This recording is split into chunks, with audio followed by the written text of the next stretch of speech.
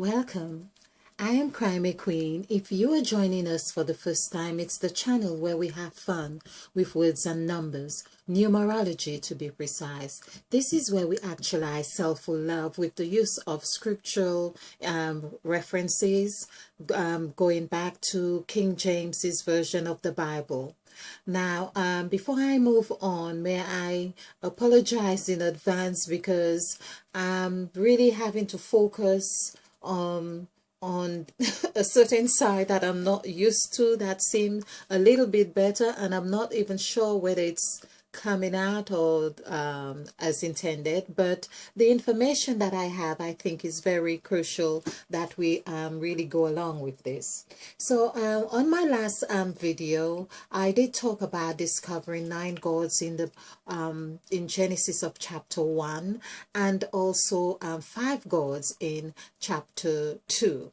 Now, what I have also discovered is that in chapter 1, for instance, the number 9 is in close correlation with the number of planets that is visible to our Earth, in the sense of that, of course, Pluto was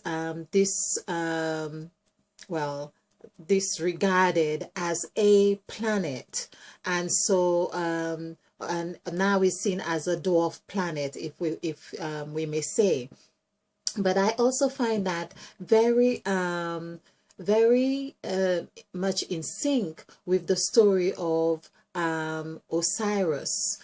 Osiris is who got cut in 14 pieces. Now, why I say 14 pieces, of course, take in consideration, I'm counting the 5 gods of Genesis of chapter 2 and the 9 gods in Genesis of chapter 1, which would be 14.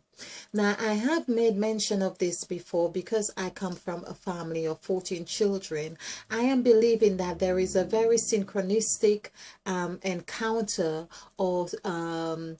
or purpose why I am doing this. It's as if I am meant to find myself, which I am. There is something much greater than what I'm believing is happening even at this moment. It's just that kind of feeling when you know something is really happening. You don't know exactly what it is. You know something really huge is going to happen. You know it, you feel it, you sense it in every cell of your being, but you can't really say for sure. Now, I'm also a 5th child, which is the number 5 comes from. It's there we are in Genesis of chapter 2. Of course, the number 9 is reflected twice in my date of birth. So there's lots of synchronistic occurrences here. But putting all this aside is that the other thing that I find very most synchronistic in this sense is that of the 14 children that I come from, I'm the only one with a different father. And so it seemed like in some way that I'm actually Pluto. It seemed like I've actually been, it's like when you rejected, of course you do feel small, and and I think that's what has happened. But the message here, however, is that I believe, like after doing a couple presentations on Uranus entering into the 2nd house, which is Taurus, and I am Taurus as well, I'm a Taurian as well, the bull. After having done this, I am seeing that it's symbolic, in a sense, as if we have to find that which we have rejected, that which we have not paid attention to. So we need to find our Pluto. This is what this is the connection that I am making right now. Now, Oh, this is just wonderful. So most of my presentations really concentrated on the which takes me back to having to activate the pineal gland, because this is what I see the whole messages are about. And I am getting a strong inclination as well that that which has been rejected, Pluto, the dwarf planet, is also a representation of the pineal gland, that which is in the middle of our brain. So I find that really very much connected, and I'm hoping you can see the sense in this. Whether it seemed like a sort of story to help save myself, but no, I think it's a story applicable to all of us. It's like, again, we have learned from the story of Christ, which this has been devised, or template has been devised from the story of Christ. There we see this, we are talking about the sacrifice. We talk about Numbers 1 to 9. Now there's another thing that I hadn't remembered to keep people abreast with. The number 9 was about the 9th hour, which was what I believe that's when Christ was crucified. So there was a lot about the 9th hour, and 9 is always representing birth, renewal, and that sort of nature. Hence why we call it the inland revenue. That's where you pay your final dues. In fact, of course, you go to headquarters zone. It's like headquarters. They tell you, okay, this paper, take it here because you have to pay to go to the cashier and pay this stamp. It may be a stamp, I don't know, it's just amazing how it comes out. So you need to pay this stamp duty, or and so on. So that comes on the hair.